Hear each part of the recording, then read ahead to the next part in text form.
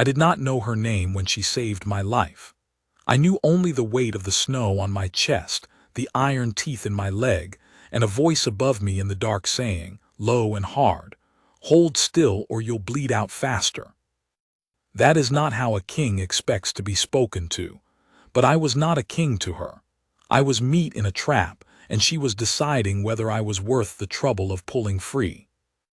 Let me go back to how I came to be lying in the black wood with a poacher's snare through my leg, because a man should tell his own foolishness plainly, and there was a great deal of foolishness in how I got there.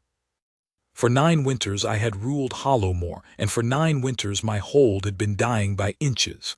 Not from war, not from famine, from silence.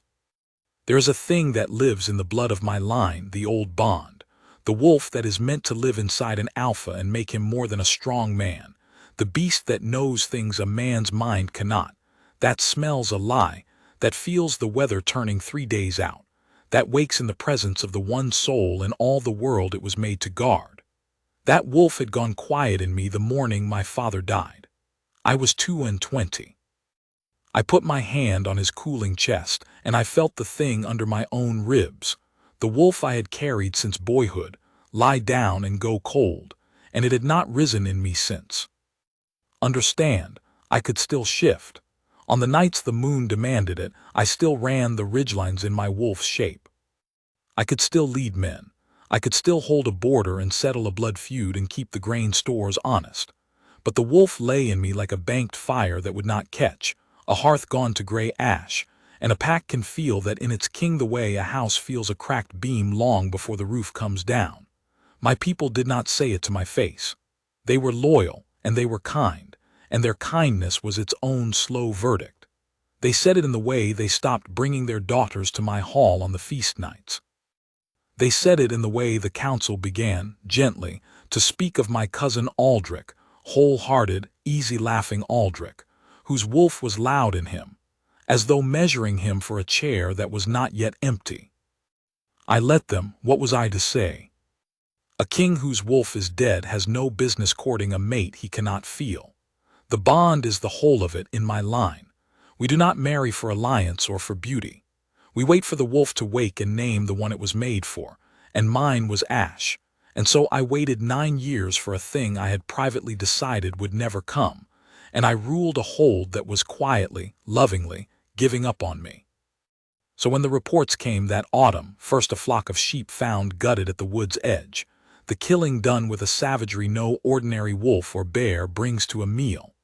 Then a shepherd's boy dragged screaming into the trees in the blue light before dawn, and found 3 days later a half-league deep. His throat opened in a clean and horrible way, arranged almost as though something had wanted him found. When those reports came, I did not send my hunters. I went myself, partly because a king should.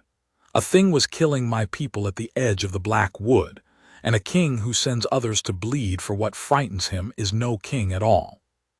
But partly, and I have only ever admitted this to Wren, and now to you, I went because I wanted the black wood to swallow the question of me for a while. I was tired to the bone of being a hollow king in a warm hall, of the pitying eyes and the measuring ones, of Aldrich's careful deference. The black wood frightened everyone. It did not pity anyone. I wanted for a few days to be somewhere that did not know I was failing. The black wood is the thing you must understand about my country before you understand anything else. It rings the whole northern edge of Hollowmore, a wall of pines so old and so close-grown that noon inside them is the color of dusk and midday sounds like evening. My people do not go in. It is not a law. It is older than law. The way you do not put your hand in a fire is older than law. Our wolves do not come out of it alive. Every pack wolf that has crossed the tree line in living memory, a bold pup on a dare, a hunter who followed wounded game too far, a grief-mad widow who walked in after her mate and never walked out, everyone has been found dead at the border, killed by something we have never once seen. Not eaten, killed and left at the line as though returned. We tell our pups that the wood eats wolves. We are not entirely wrong, though as I would learn, we had the truth by the wrong end for 100 years. I went in at first light with 6 of my best. Bram, my oldest tracker, who had taught me to read a trail when I was a boy and my father was still alive. 2 brothers, Corwin and Hale, who fought like one man in 2 skins, and 3 others whose names I will carry to my grave because of what that wood did to my carelessness. By the second night, the thing we hunted, and I tell you honestly to this hour that I do not know with certainty what walked those trees that autumn, had turned the hunt around. It did not stalk us the way a wolf stalks, or a great cat. It moved like weather. It moved like the wood itself had decided to take an interest. It took Bram out of the middle of our marching line without a sound. One moment his breath was fogging beside my shoulder. The next there was only the smell of blood on the cold air, and a place in the line where a man had been, the way you'd lift a single stitch out of tight-sewn cloth and leave the seam somehow still closed. We never found him. We never even found where. That broke us. 6 of the finest hunters in the north, and a thing we could not see had reached into the middle of us and simply removed the best of us, and the wood closed over the fact of it. I did the only thing left that a king with a dead wolf is good for. I made myself the loud one. I sent the others running for the tree line, all 5, and I stayed. And I crashed through the undergrowth and roared and made myself the biggest and stupidest target in that whole black wood, so the thing would follow me and not them. It worked. That is the bitter joke of it. The one plan I made in that wood worked perfectly. It followed me. The snow had begun to fall, thick and fast and silent, filling the air until I was running half-blind through a world gone to static and shadow, and I did not see the ground open under me until it had already taken my leg. It was not the beast. That is the part my counsel could never fully swallow, that the king was undone not by the monster but by a poacher's greed.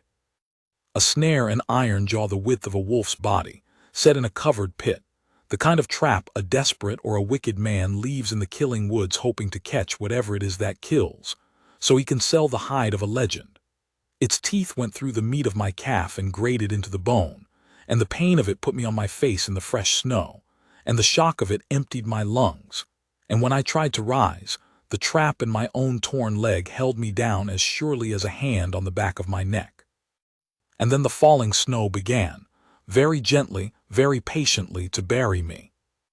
I want to be plain about this next part, because everything that came after, my whole life, my woken wolf, my healed hold, the woman asleep against my side as I tell you this, everything grew from the truth of it, and I will not dress it up.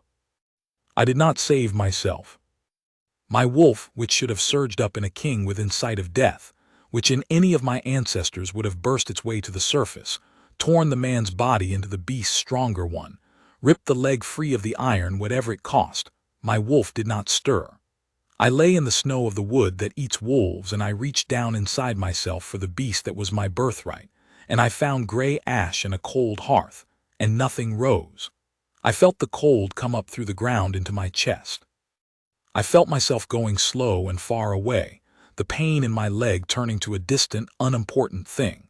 And the last clear thought I had, the last thought that held its shape before the snow blurred everything, was that this was a fitting end for a hollow king, swallowed by the wood that had been eating his line for 9 years, buried in the white, no one left alive who knew where to even begin looking for the body. Aldrich would have the chair. He would be good at it.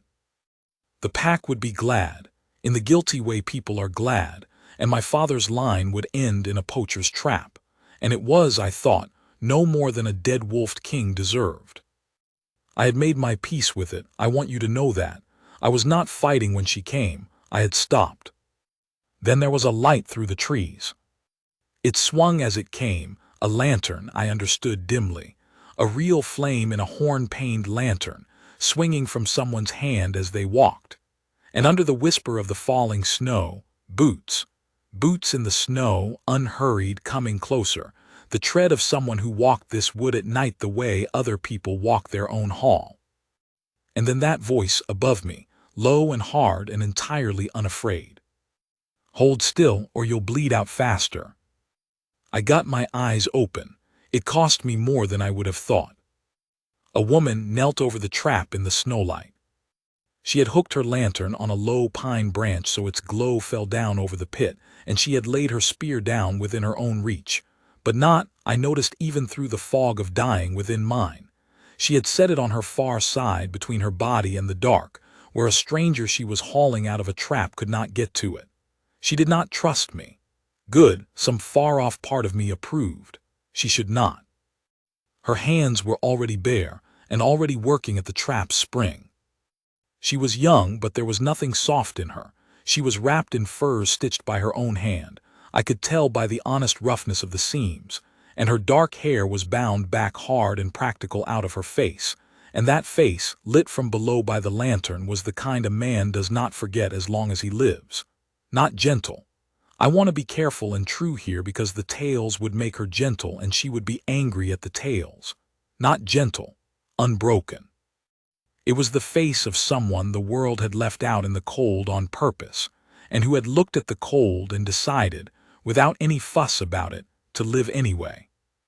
"You're one of theirs," she said. It was not a question. Her eyes had gone over my clothes, the make of my boots, the marks worked into the leather of my belt. "A Hollowmore man." I tried to answer, and got out something that was mostly blood and steam. "Don't," she said, not unkindly, but with no softness to spare either. "Save it. Listen to me instead, because I'm only going to say this once, and if you don't do your part, I can't do mine. This spring's old and it's rusted half shut. That means I can't spread a rusted jaw, and it'll snap back and take the bone clean through. I have to lift the whole trap and hold the tension while you pull the leg out yourself. That's your job. When I lift, you pull. Backward and up past the teeth all in one go. If you flinch halfway and stop, we've both wasted the effort and you'll likely lose the leg. Do you understand me?" I understood her. And I have never in my life been able to make the people of my hall fully understand what those few sentences did for me. There in the snow, at the end of myself. She did not weep over me. She did not clutch my face and tell me it would be all right. She did not, God be thanked, pity me.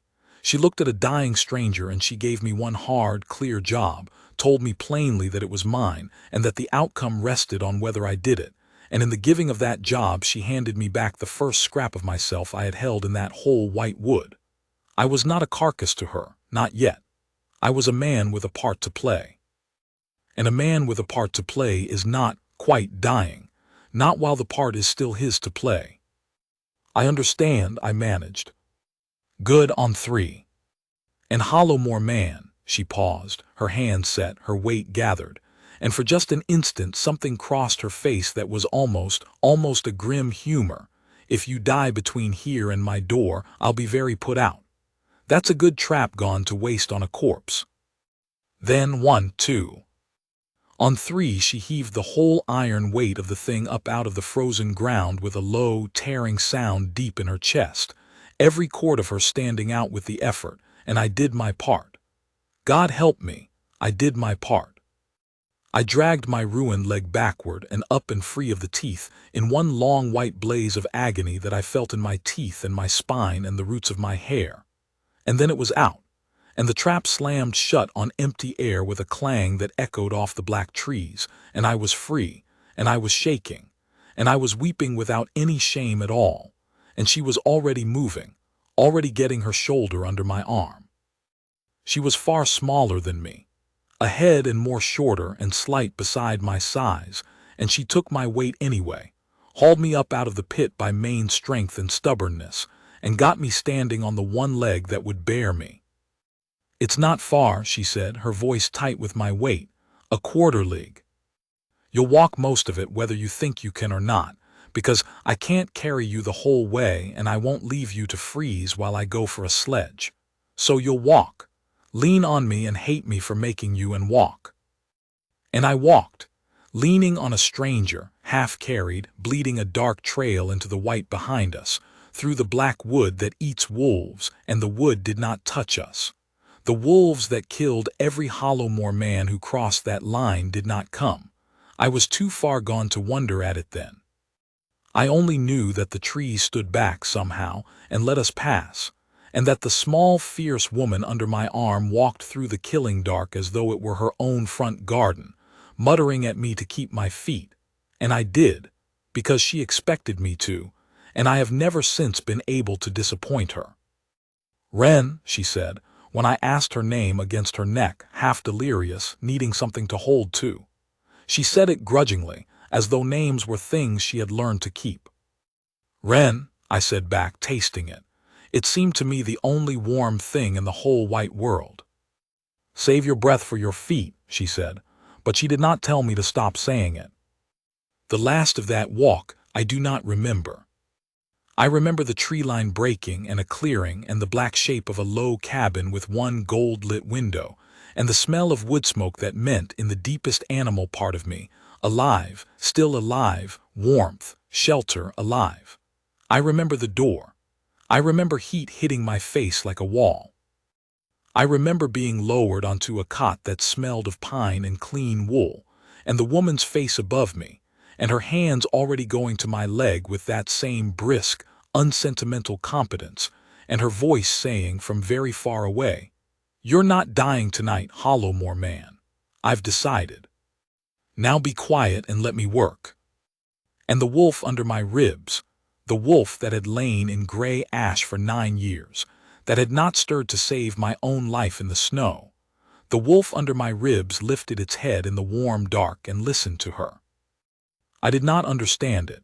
I did not have the strength to understand anything, but I felt it, unmistakable, the first movement in that dead hearth since my father's cooling chest under my hand. Something in me waking, quietly, at the sound of a stranger's voice telling me to be quiet and live. Then the willow dark of the draught she poured down me took me under, and I slept, and for the first time in 9 years, somewhere far down in the deep of me where the ash had been. My wolf ran. I healed slowly, and the slowness was the first mercy that cabin gave me, though I did not know to call it mercy at the time. A wolf's blood mends a wolf faster than a man's mends a man. Even a hollow-wolfed king closes a wound in days that would keep an ordinary man abed for a month. But the trap had gone to the bone, and it had gone in dirty, iron rust and pitch rot. And for the first 3 days I burned with a fever that Wren fought the way she seemed to fight everything, without drama, without complaint, and without ever once giving ground. I have only the fever's fragments of those days. Her hand cool on my forehead in the black of the night. The bitter whirlwind yarrow draught tipped past my lips a swallow at a time. Her voice low, telling me to drink, telling me to be still, telling me once, I am nearly sure I did not dream it, that I was not permitted to die in her only cot because she had nowhere else to sleep and did not fancy the floor. I laughed, or tried to, somewhere in the fire, and I heard her go still, as though a fevered stranger laughing had surprised her. On the 4th day the fever broke, and I woke clear-headed for the first time, and I lay in that low, warm room and did 2 things. First, I understood that I would live.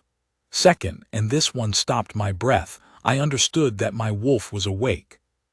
I did not move. I did not trust it. For 9 years the place under my ribs where the wolf should live had been a cold and empty hearth, ash gone gray, and I had built a whole reign on the fact of its emptiness. Now something was there. Not risen, not the roaring surge my ancestors wrote of, not the beast bursting to the surface. Awake, its head lifted, listening. And I lay very still in a stranger's cot, and I felt it turn, felt the whole of my long-dead wolf turn, deliberate and certain, to follow the woman moving quietly across the room tending a pot at the fire, the way a compass needle, freed at last from whatever pinned it, turns and will not rest until it has found the north it was made for. Everywhere she moved, the thing under my ribs moved to follow her. And I lay there with my healing leg on fire and my dead heart suddenly, terrifyingly beating, and I understood only one thing with any certainty, that I must not frighten this away.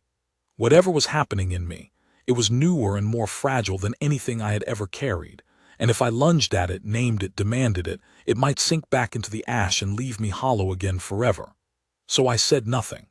I watched her, and I let the pain in my leg keep me honest and still, and I waited. She caught me watching. She missed very little.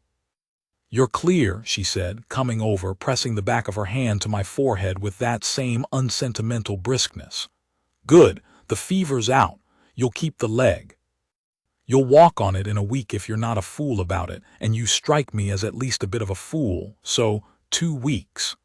She said it flatly, but there was the faintest dry edge under it, and I was learning already to listen for that edge, because it was the nearest thing she let herself have to a smile. "Your name," I said, my voice came out a rasp. "You told me in the wood, Wren, but you're—" "Doesn't matter," she said, already turning away. "You'll be gone as soon as the leg holds you back to your warm hall, and we'll neither of us think of the other again, and that suits me. I've no use for a Hollowmore man knowing more of me than he has to." "It matters to me," I said. She stopped. She stood with her back to me a moment, and I watched her shoulders, and I saw something in her go still and wary, the stillness of a creature that has learned that when a thing matters to someone it is usually about to cost you. "Wren," she said at last, turning, giving me only the one name again, giving it like a coin she could not afford. "That's what you get. Now drink this and sleep. You mend in your sleep, and the sooner you mend the sooner you're gone, and that's what we both want." I drank. I did not tell her, then, or for a long while after, that it was not at all what I wanted, that I had not wanted anything so much in 9 years as to stay in that small, warm room and learn every last thing the woman who saved me would let me learn. I said none of it. It was too new, and she was too wary, and I had a whole life's habit of not reaching for things I had decided I could not have. But I watched, and in the days that followed, as the leg knit and I graduated from the cot to a stool by the fire to short cursing circuits of the clearing on a stick she carved me, I learned her the way you learn a language you somehow already half know. A word here, a turn of phrase there, the grammar of her assembling itself in me until one day I found I could read her, and reading her broke my heart and mended it in the same stroke. She lived alone, wholly alone at the very edge of the Black Wood, in a cabin her own hands had plainly built up and mended, and built up again over years. And she survived. This was the thing that undid me by degrees. She survived by hunting the one wood that no soul in Hollowmore dared enter, the killing wood, the wolf-eater.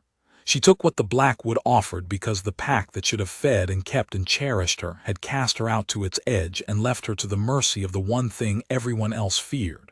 That was her larder. That was her whole living. The woods that ate my people fed her. I got the shape of her story in pieces, over days, and never once did she tell it as a wound. That was the worst of it and the finest of it both. She told it flat, the way she'd told me about the rusted spring. "Here is the fact, make of it what you like. I have no use for your feelings about it." She had been born to Hollowmore, to my pack, to me, though neither of us yet knew it.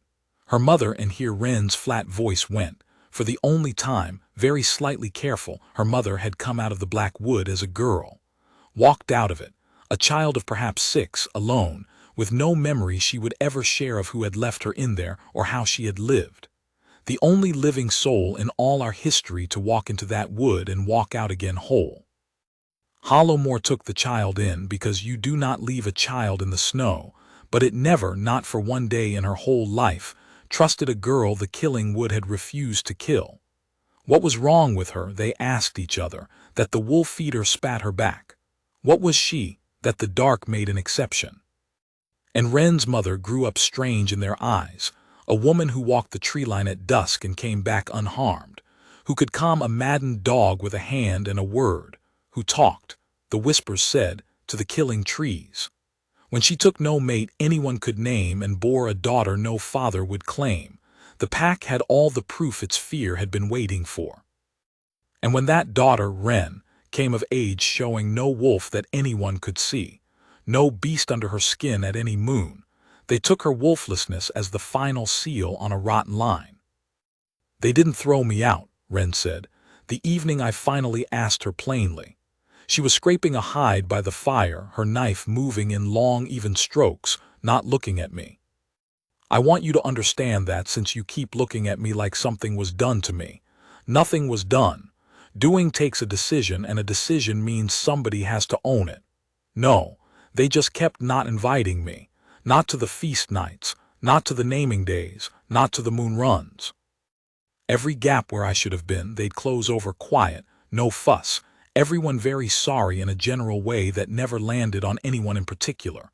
Until one year I realized the not inviting had built itself into a wall, and I was on the outside of it, and there was no place left in Hollowmore shaped like me. When my mother died, they let me go to the wood's edge. Didn't send me, just let me. Returned me. The way the wood used to return the wolves it killed to the tree line. Her knife did not pause. It's easier that way, you see. When nobody decides, nobody has to feel like they did it. I was quiet for a long moment. The fire popped. Then I said, "That's worse." Her knife stopped. She looked up at me and something crossed her face, genuine surprise. "Yes," she said slowly. "It is. It's much worse. A blow you can hate. A wall built out of everyone's small daily cowardice so that no single soul is guilty, and yet the whole of it crushes you just the same, that you can't even properly be angry at because who do you name?" She studied me. "Most people, when I say it, tell me I ought to be grateful it wasn't worse, that at least no one struck me. As though the absence of a fist were a kindness, and not just a cleaner way to disappear a person. Most people are cowards about their own cruelty," I said, and it came out with more of the king in it than I had meant to let show, the flat judgment of a man used to weighing his people and finding them wanting, and she caught it. I saw her catch it. Her head tilted a fraction, and she looked at me anew, and I saw her file the thing away. This Hollowmore man speaks of the pack as one who sits above it, not within it. She said nothing. But she was no fool, and I had shown her an edge of the truth, and I knew she would turn it over in the dark. That was what she told me. Here is what she did not tell me, what I learned instead with my own eyes, on the 5th night I could stand. I woke in the deep of that night to find the cot across the room empty and the door standing open to the cold, a wedge of blue snowlight lying across the floorboards. I got myself up on the stick she'd made me and crossed to the doorway, easing it wider, and I stopped. And I did not breathe, because Wren stood in the middle of the moonlit clearing with her hands loose and open at her sides, and around her, come out of the solid black wall of the trees, were the wolves. Not pack wolves. I knew that at once in my bones, in my woken beast. These were the deepwood wolves, the wolf eaters. Bigger than any Hollowmore wolf, rangier, longer in the leg, silent as falling snow, their coats the color of shadow and weathered bone. These were the very things that had killed every wolf of my pack who ever crossed the line for 100 years. These were what my people meant in the marrow of them when they said the wood eats wolves. And there were 9 of them in that clearing, come silent out of the killing dark, and they had lain down in the snow around Wren, all around her, easy and folded and calm, like great hounds settling at a familiar hearth. One of them, the largest, a scarred old male the gray of a winter sky, rose and crossed to her and pushed his enormous head against her hip, and Wren rested her hand on his skull without even looking down, the absent certain way you touch a doorframe you have passed through 10,000 times in the dark. She stood among the wolf feeders of the black wood as their own, and they lay at her feet as if she were the thing they had been guarding all along. And the wolf under my ribs, my 9 years silent, my gray ash, my dead since my father wolf, rose up in me. Not a stirring this time. It rose, whole and vast and glad, gladder than I had ever felt anything. A flood of recognition so total that a sound tore out of me before I could stop it, half a gasp and half something older. Every wolf in that clearing turned its head to look at me at once. 9 pairs of pale eyes, in one motion out of the dark. And Wren turned too.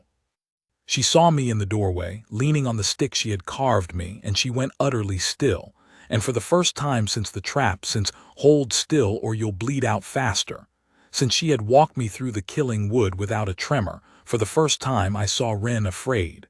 Not of the wolves, of me, of my having seen. "They won't hurt you," she said quickly, low, her hand still on the gray wolf's head as if to hold it or hold herself. "They don't come inside, they've never come inside. They've come to me since I was small, since before I can remember. They're the reason I can hunt the wood and come back. They're the reason the wood never—" She stopped herself, her jaw set. When she spoke again, her voice had gone flat and hard and hopeless, and it was the most frightened sound I ever heard her make. "You'll tell them when you go back. You'll tell the hall that the wolf-killing woods answer to the wolfless girl, and then they'll have it at last, the proof they always wanted, that there's something wrong in me, something not right, something the good clean pack was right to wall out." She lifted her chin, braced for it. "Go on then, at least now you know what you're carrying home." "Wren," I said. My voice was not steady, and I did not try to make it so. "There is nothing wrong in you." "You don't know what I am." It came out nearly a whisper. "I don't know what I am, do you understand? My whole life I've had these come to me and loved me, when not one person behind those walls ever would, and I've never known if it's a blessing or the very rot they always said it was. You can't stand there and tell me there's nothing wrong when you don't know." "No," I said. "I don't know what you are, not yet, but I know what I have felt in myself since the night you pulled me out of that snow." I took a step out into the cold, onto the snow of her clearing, the stick sinking, the deep-wood wolves watching me with their pale, patient eyes and not moving, allowing it. "I have carried a dead thing under my ribs for 9 years, Wren, since I was 22 and put my hand on my father's cooling chest. My wolf died with him. I have ruled a hold that is quietly waiting for me to fail so a wholehearted man can take my chair, and they are right to wait, because a king ought to be whole, and I have not been whole in 9 years. The words came out of me in the cold, plain, things I had never said aloud to a living soul. And then, 2 weeks ago, a woman I had never met dragged me out of the snow, gave me one hard job so I'd feel like a man instead of a carcass, never once looked at me with pity. And the dead thing under my ribs woke. My voice broke on it, I let it. Not for a mate in the abstract, not for a Luna to fill an empty chair, for you. Watching you stand there in the snow with the wolves that eat my kind lying at your feet, I have never in my life felt anything so alive or so certain. And I am not going to stand here and let you name yourself a curse in front of the only creatures in this whole frozen country that ever came when you called." She stared at me across the blue snow, the gray wolf under her hand, the 8 others folded around her, and something in her face cracked. Not broke. Cracked the way river ice cracks in the first true thaw, a long groaning fissure running through a thing that had seemed solid all winter, because underneath it, at last, the water has begun to move. I saw the hope come up in her through that crack, terrible and involuntary, and I saw her whole body flinch from it, because she had clearly promised herself long ago, as a discipline, as a means of survival, that she would never again let herself hope for a place among people. Hope had only ever cost her. She shut it. I watched her shut it deliberately, the way you'd close a wound you did not have time to tend, because shutting it was how she had lived. "Go back to bed," she said, her voice gone rough. "You'll tear the stitches standing out here in the cold." That was all. She turned back to her wolves and gave me nothing more. But she did not send me in alone, and she did not tell me to forget what I had seen. And when at last she came back inside long after, when the wolves had melted away into the dark one by one, she did not bar the door between her side of the room and mine. She lay down on her pallet by the fire and she left the door of herself, just barely, unbolted. And I understood that from Wren, from a woman who had made an art and an armor of keeping people out. That was very nearly the same as being handed a key. I lay awake a long time in the dark, my woken wolf warm and settled, and turned toward her across the room like a flower toward a window, and I thought, I know what she is, even if she does not. I have always known since the snow. And when she is ready to be told, I will tell her not that she is my Luna, not first. First I will tell her that she was never worthless. Everything else can wait behind that. Outside at the tree line, one of the deepwood wolves lifted its voice. Not a howl of hunting, but a long, low, settling note. The sound a creature makes when the thing it has guarded a long time is at last safe. My wolf answered it silent from behind my ribs, and I slept. I will tell you plainly when I knew, when the bond came all the way home in me, and there was no more pretending it a stirring or a warmth or a compass turn, because I made Wren wait a cruelly long time for her answer, and it is only fair that I not make you wait as long as she made me. It was an ordinary evening. That is the thing about the moments that split a life in two, they almost never announce themselves. My leg had healed enough by then that I was useful again, and being useful was the only rent she would take from me. She would not hear of gratitude. Gratitude, she said, was a thing people paid instead of paying attention, but work she would allow. I split her wood after she had watched me swing the maul once, made a short disgusted sound, taken it out of my hands, and shown me an aim that split a round in one stroke where mine took three. I hauled water. I mended what my clumsier hands could mend. And she let me, warily at first and then with a kind of grudging ease, and the ease between us over those days was the sweetest thing I had ever been given, and the thing I most dreaded losing, because every day the leg grew stronger was a day nearer the one where it would hold me well enough to leave. That evening she was mending the tear in my hunting coat, the coat I'd torn in the wood and made a poor botched job of stitching myself, because I could no more sew than she could sit still. She could not abide poor work. It offended something deep in her. So she had taken the coat off me with a look, and she sat now by the fire with it across her lap, her needle going in the small, sure, even strokes of a woman who had kept herself clothed and shod by her own hands her whole life, and the firelight was gold on her bent head, and I sat across from her pretending to whittle and doing nothing but watching her, as I always did, as I could not stop doing. She bit the thread to break it, lifted her head to hand the coat back across the space between us. And our eyes caught, and held, and did not let go. And the bond, which had been rising in me slow as a winter tide for 2 weeks, came all the way in. I have heard other alphas tell of their mating bond as a storm, a lightning strike, a fire in the blood, the wolf howling up to seize its own. I have envied them the drama of it in the years since, because mine was nothing of the kind, and for a long time I feared that meant mine was less. It was not less. It was only quieter and truer to the two of us, and I would not trade it now for all the lightning in the north. Mine was this: sitting in a one-room cabin at the edge of a killing wood, holding out my hand for a coat, looking into the eyes of a woman who had asked nothing of me and given me back my own life. I felt the cold hearth under my ribs, the gray ash, dark since the morning my father died, take light. Not a spark struck and gone.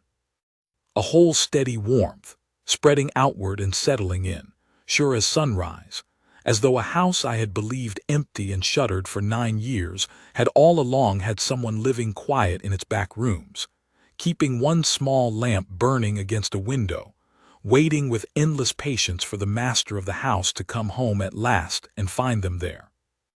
My wolf that had run and paced and turned toward her for 2 weeks, lay down inside me and was still, and was content as it had not been since I was a boy, and I understood with a certainty past all argument that the beast had waited 9 years not for a mate in the abstract, not for a Luna to warm an empty chair, but for her. This one, the wolfless girl the wood would not kill. That some patient and knowing part of me, deeper than grief, had recognized her in the snow before I ever saw her face, and had begun, the instant her voice fell over me in the dark, the long, slow work of coming back to life. "Wren," I said. She had gone still with the coat half held out between us, and I knew that she felt it too. It is not a thing one feels alone. I saw it cross her face, the same impossible warmth, the same terrible dawning recognition, the lamp coming on behind her own eyes.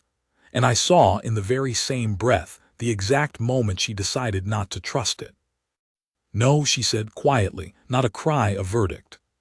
She set the coat down on the bench between us, and she stood, and she crossed to the far side of the small room and put its whole width between us, her arms coming up to wrap around herself. "Whatever that is, whatever you just felt, whatever I just know," she drew a breath, I know what you are now, Kale. The name stopped my heart. I had never told it to her. A few days now, she said, watching my face. The coat. When I first took it to mend, the lining had come loose and there was something sewn into it, a seal, wax and a signet, the kind a man carries to prove who he is when his word won't do it alone. I know the mark of the Alpha's line. Everyone in Hollowmore knows it. It's on the gate I was walked out of. So, her chin came up. You're not a lost hunter who wandered too far. You're the Alpha King. The Alpha King of the pack that decided quietly over years that I wasn't even worth the trouble of throwing out. And now here you sit in my cabin feeling whatever this is, and I can see you already building it into a story. The bond woke. Destiny. It settles everything, doesn't it? That's what your face is doing. I said nothing because she was not wrong, and she deserved better than a lie. It doesn't settle anything, she said, and now her voice shook, and the shaking was worse than any shout. I pulled a dying man out of a trap. I'd have done it for anyone. I'd have done it for one of them, for one of the very people who built the wall if I'd found them bleeding in my wood.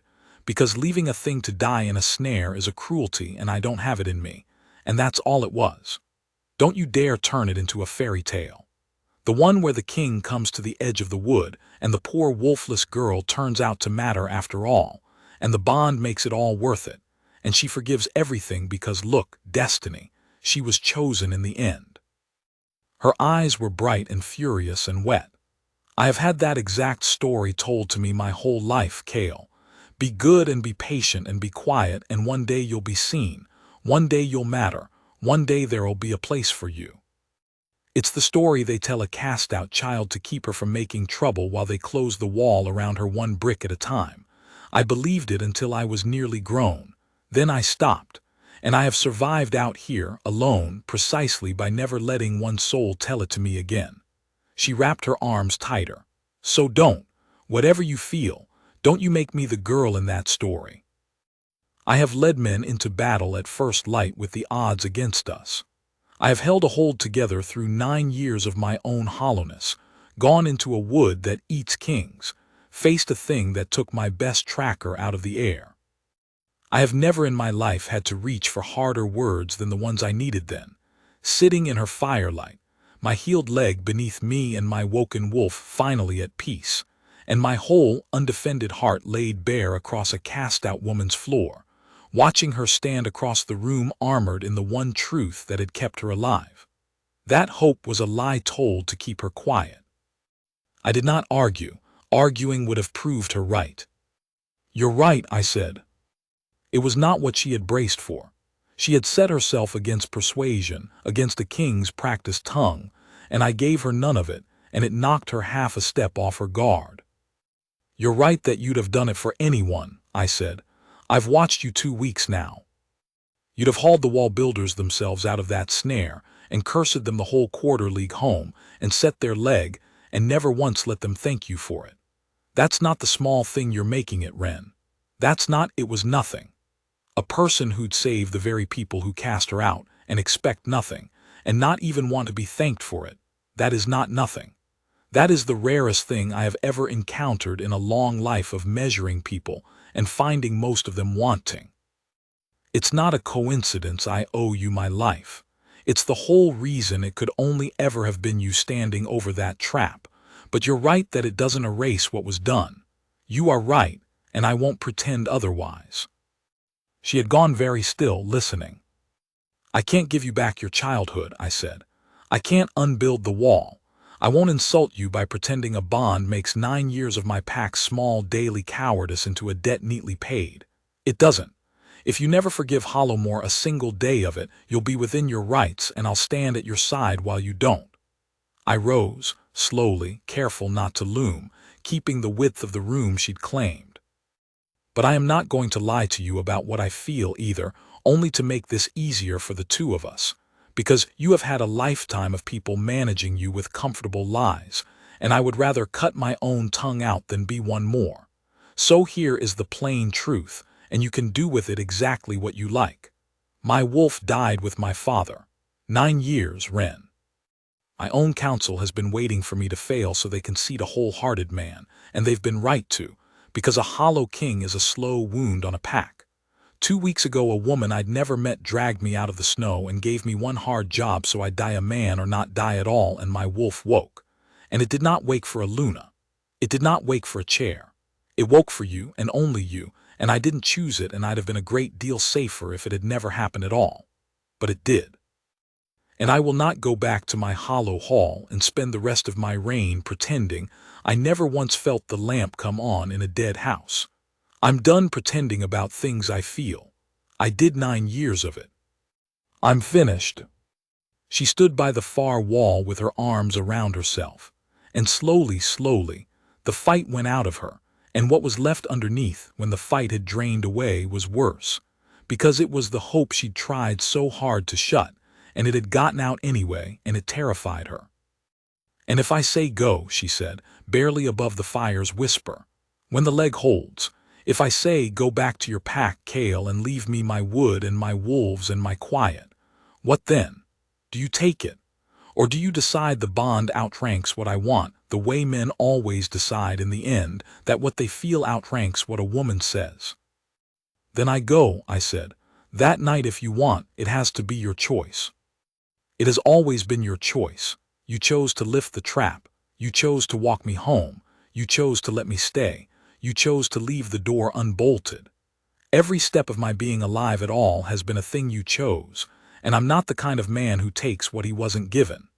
If you tell me to go, I'll go, and I'll spend the rest of my hollow reign glad past speaking that you exist somewhere in the world, and I will never come back to trouble your quiet. I paused. I would not leave it there, because that too would have been a kind of lie, the noble lie, the one where the man pretends he has no wants of his own to make the woman feel unpressured. But I won't pretend I wouldn't hope, I said. Every day of it I'd hope you hadn't sent me. That would be the truth of my going. I'll leave if you say leave, but I won't insult you by pretending my heart would be at peace about it. It wouldn't. You asked for the truth.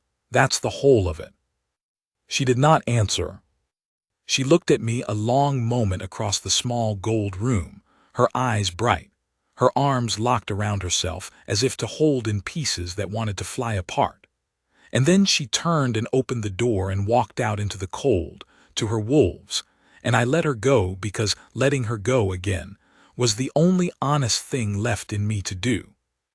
She was gone a long time. I did not follow. I sat by the fire and I mended badly, the tear she'd left half finished in my coat, giving my hand something to do that was not going after her. And through the little horn-paned window I could see, at the edge of the clearing, the shapes of the deepwood wolves gathered close around a small dark figure in the snow, and I made myself sit and wait and want nothing out loud. When she came back in, her face was composed again. She had put the armor back on out there in the dark with her wolves to help her, but she did not send me away. She said only, the leg, 2 more days and it'll hold you. And then at the door of her pallet with her back to me, I'm not answering you, Kale. I want you to understand that. I'm not saying yes and I'm not saying no. I'm saying I don't trust that the yes I want to give is mine or just the bond talking, and I won't be moved into my own life by a thing I didn't choose. So I'm leaving it stood where it is, between us, unanswered. And you'll leave it stood there too, if you're the man you've spent 2 weeks convincing me you are. I'll leave it stood there, I said, as long as you need, a day, a season, the rest of my life. It's yours to answer or not answer. I told you it was always yours. She was quiet, then so low I nearly missed it. That's the thing that's going to undo me, you realize. Not the bond, that you keep giving it back to me. Nobody ever gave me anything back before. And she lay down without another word and left the door of herself once more, just barely unbolted. And so we might have gone on, the two of us, careful and aching, the question standing unanswered in the middle of that small warm room like a third presence at the fire, until my leg healed clean and the day came that forced it one way or the other. But the wood did not give us that day. The wood had its own unfinished business, and it had only been waiting for the snow to deepen enough. I should have read the sign, and I have never forgiven myself that I didn't. The Deepwood wolves came to Wren's clearing every night, every single night. I had grown so used to their silent gathering at the tree line that I marked the hours by it. And on the coldest night of that whole hard month, the night the frost drew flowers on the horn window, and the very air seemed to crack when you breathed it, they did not come. The tree line stayed empty and black and still, not one gray shape, not one pair of pale eyes. Wren stood at the window a long while that evening, watching the place where they always were and weren't, and I saw the unease grow in her, and I felt my own woken wolf go slowly to its feet behind my ribs, hackling, listening to a silence that was too complete. "They're never all gone," she said quietly. "Not once in my whole life, not even the night my mother died. They came that night, they've always come." She turned from the window and her face had gone pale and set. "Cale, something's wrong. Something's out there that they won't come near, or something they've gone to meet, out in the dark to keep it off me." And far off in the black wood, beyond the empty tree line, something screamed, not a wolf, not a man, not any clean animal sound, but the wrong, weathered, patient cry of the thing I had come into that wood 2 weeks before to hunt, and had failed to kill, and had led, without ever knowing it, straight back to the one door in all the world I would have died to keep it from. Part 4 of 4. The scream came again, closer, and this time I felt it as much as heard it. A wrongness dragging its way through the frozen dark toward the one lit window in the whole black wood. "Behind me," I said. Wren was already moving, already reaching for the spear that stood by the door, and she did not go behind me.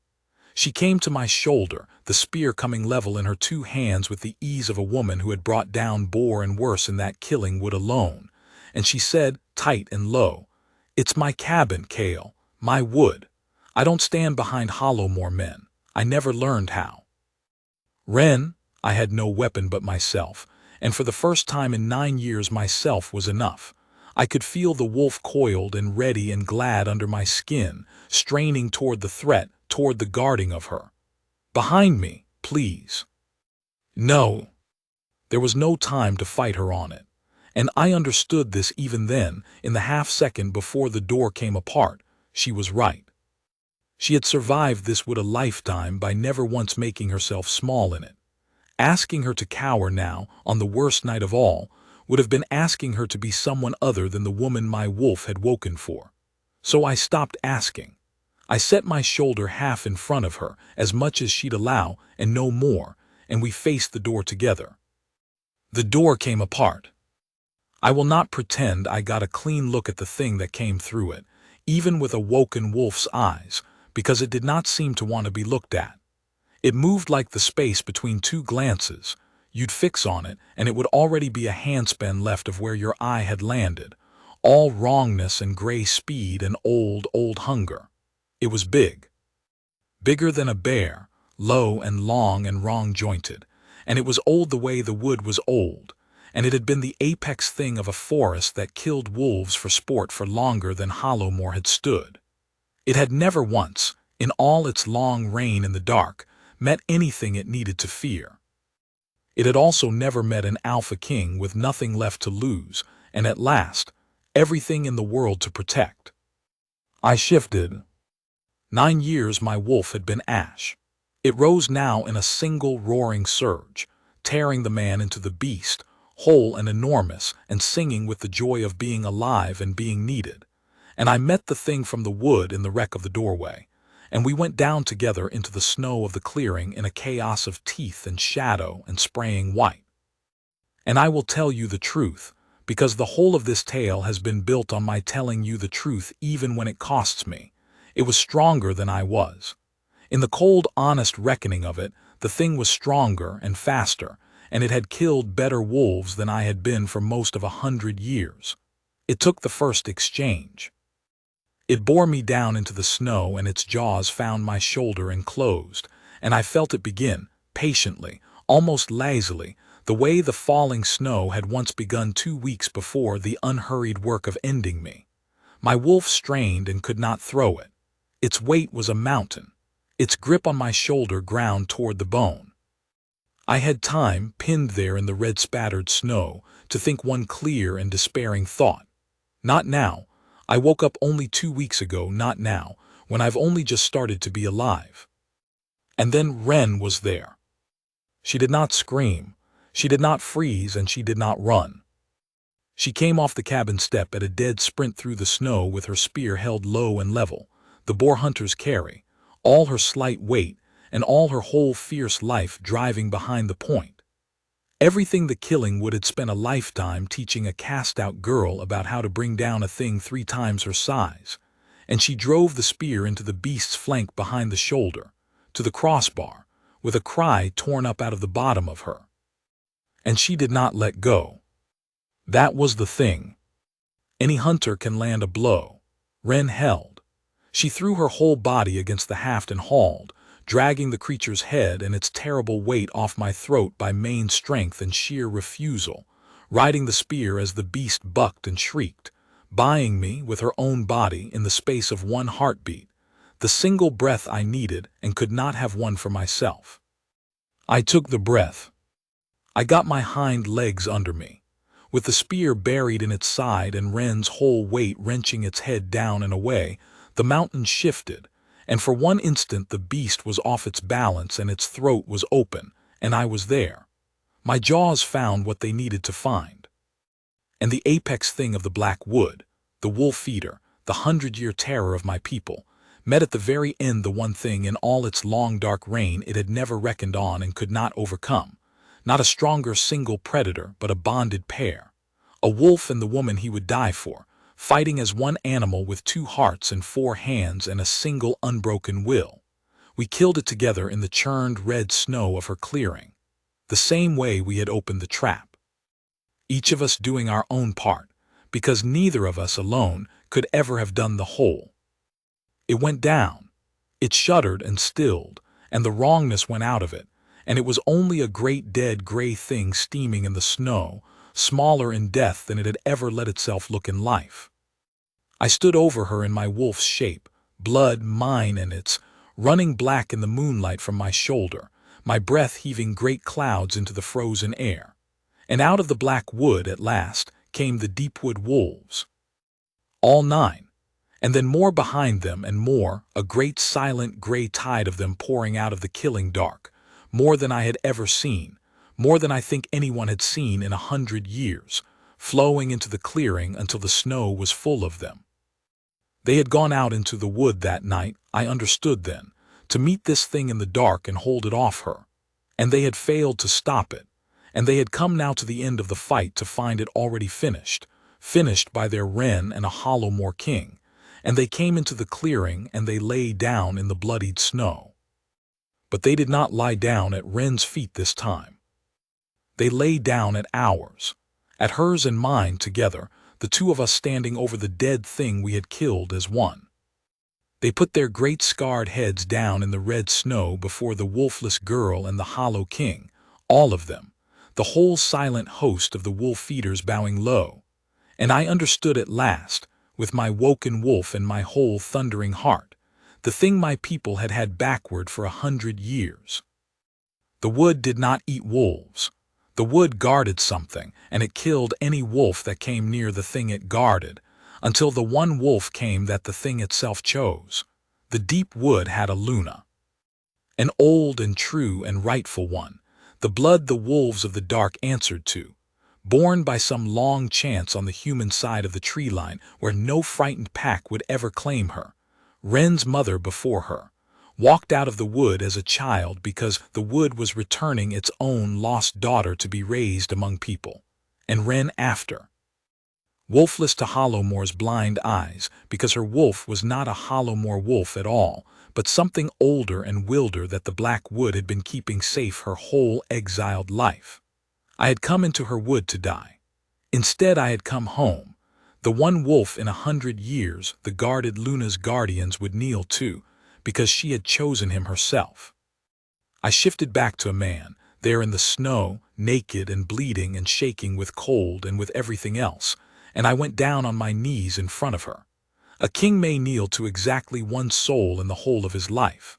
I had found mine, and I would not wait for a warm hall or a watching court to do it. I knelt to her in the blood and the moonlight with the wolf-eaters bowed all around us. "I know what you are now," I said, and I gave her back her own words from that first night by the fire, gently, so she would hear that I remembered every one of them. "And there is nothing wrong in you. There is everything right. You are the Luna this wood has been guarding since before you were born, the blood these wolves have waited for, and you were never a curse and never worthless and never the rot they said. You were the truest thing this whole cold country ever made, and it was too frightened of you to see it." My voice went to pieces and I let it. "But hear me, Wren, because this changes nothing I promised you. Knowing what you are changes nothing. It's still your choice. It has always been your choice, and a crown on it doesn't make it mine. Marry me or send me home. Be my Luna or be the woods alone. But you will do it choosing, not swept, not faded, not moved into your own life by a thing you didn't pick. That much I can give you, even now. Especially now." She stood over me in the red and blue snow, her spear fallen from her hands. The wolf-eaters bowed around us both, and she was crying openly, which I had never once seen her do, and she was furious about the crying, dashing at it with the back of a bloodied hand, which made me love her past all bearing. "You're bleeding all over my clearing," she said, thick and shaking. "I am. Again, second time in a month. You're going to bleed to death in my snow out of pure stubbornness before I ever get to decide anything." "Then decide fast," I said, and there was a laugh in it, the same helpless laugh I'd given her in the snare, and I saw it catch her the way it had that first night.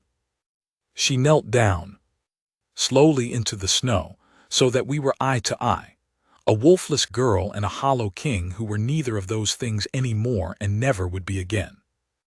"If I say yes," she said low, "you take me back to them, to that hall, to the wall they built one quiet brick at a time. I'll have to stand inside it."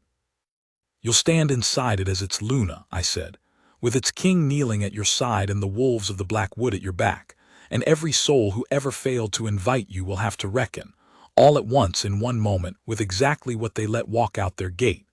I won't make them grovel, Wren. I won't have to, and you wouldn't want it. Groveling's just cowardice wearing a different coat. Your standing there, whole and chosen and crowned, will be the entire reckoning. That's all it will need to be."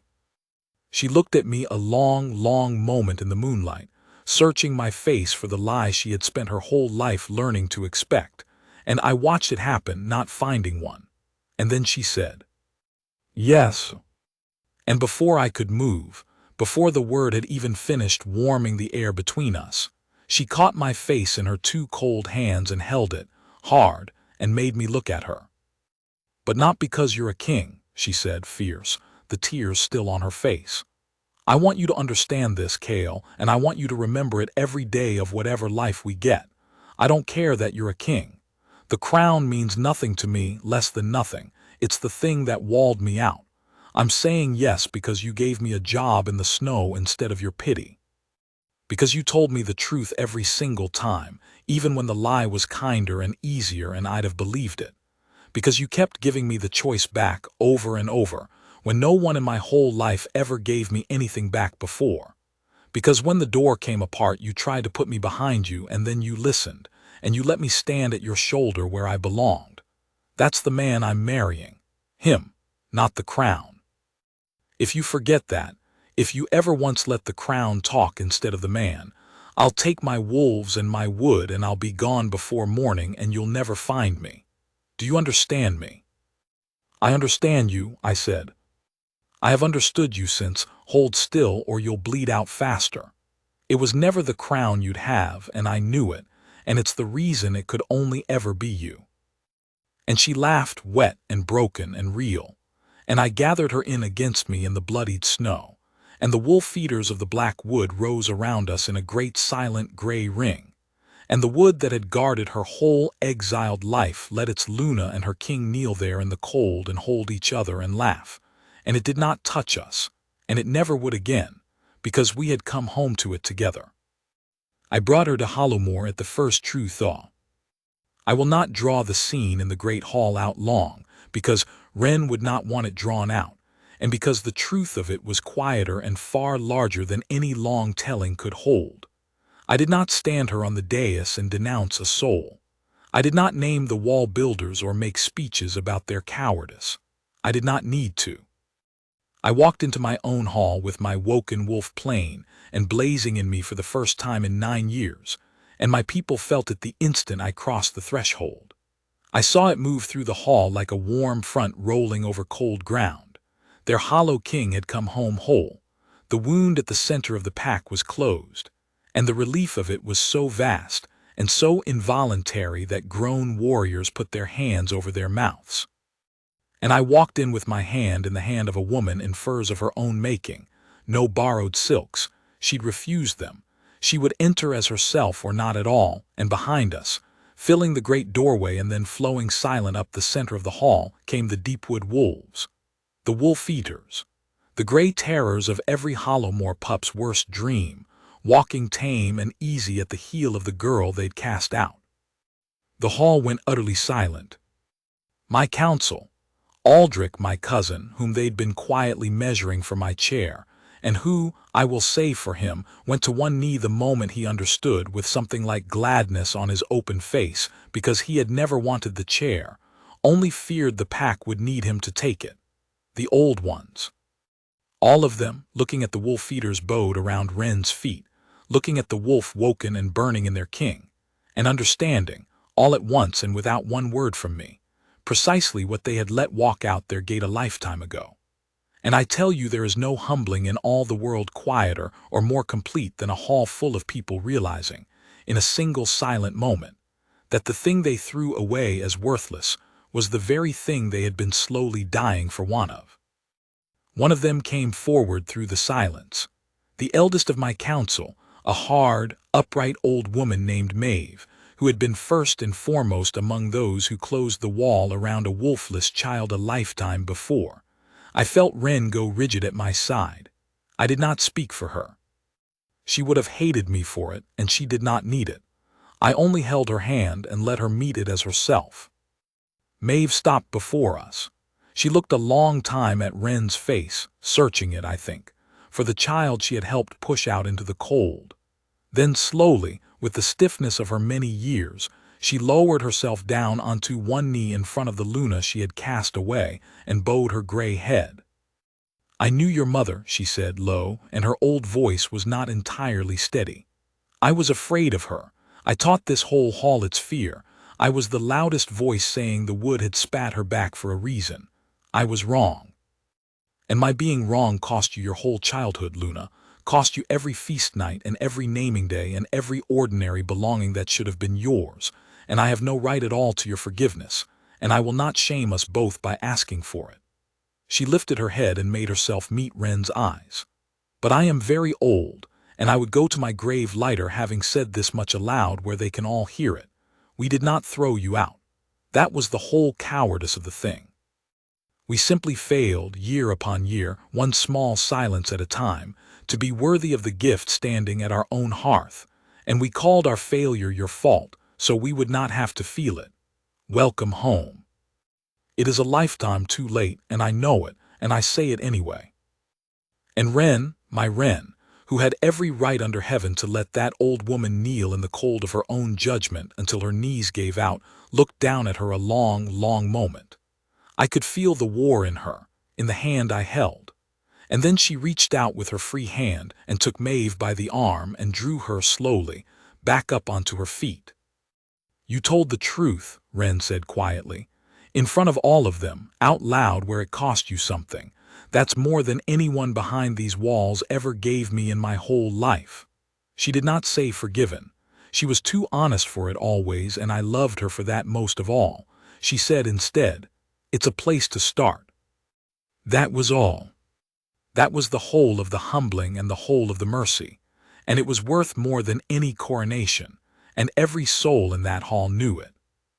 We were bonded at the next full moon, not in the great hall, not on any dais, but in the clearing at the edge of the black wood, because Wren would be mated nowhere else on earth, and I would have bonded her at the bottom of the sea if she'd asked it. The Deepwood wolves stood witness at the tree line on one side. The Hollowmore pack stood on the other.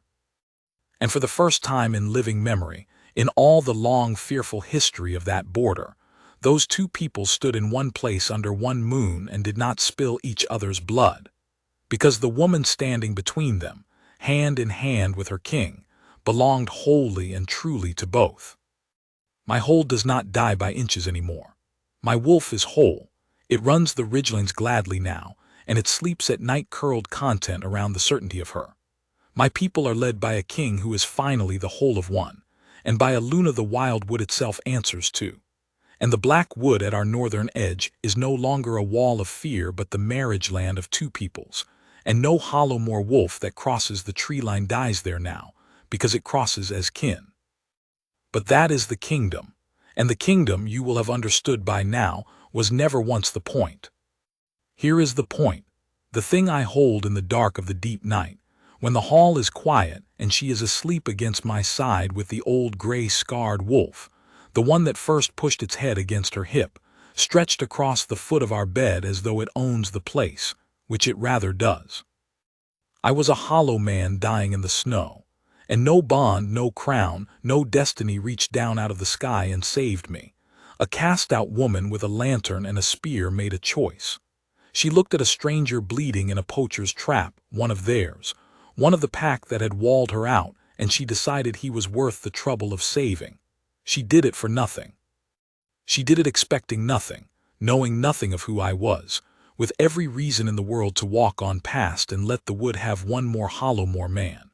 And everything I now have, everything I now am, every whole and living and warm thing in the whole of my healed kingdom, grew out of that one plain choice, made in the falling dark, by the very person my pack had taught itself, one quiet brick at a time, to throw away. So I do not let my people call me a great king. I tell them the truth instead, which is stranger and better and harder to forget, that their king would be a frozen carcass in a poacher's snare, and their pack would have died slow and never known why, if the woman they scorned had been even a little less kind than she is. I tell it so that no one behind those walls ever again forgets what worth looks like when it is standing quiet and unclaimed at the cold edge of the firelight, asking for nothing, waiting only to be seen. She still hunts the black wood. She still will not let me fix a seam she can fix better herself, and she is always right about the seam. And every winter, on the coldest night, the anniversary, though she would never call it anything so soft, she takes down her spear and her lantern and walks the whole length of the tree line where the poachers set their iron, and she springs every trap she finds, empties every jaw, so that nothing, man nor king nor beast, is ever again left to bleed out alone in the snow of her wood if she can help it. I go with her now, I carry the lantern. She lets me, most nights, though she still checks my aim on the maul and finds it wanting. It is not a bad life's work for a king who was once a hollow thing dying in the cold, walking the killing woods at the side of the woman who pulled me out of them, carrying the light for her, making certain, winter after winter, that the traps stay empty, making certain that no one ever again is left to bleed out alone in the dark, unseen, uncounted, and worth so much more than the whole cold world ever troubled itself to know.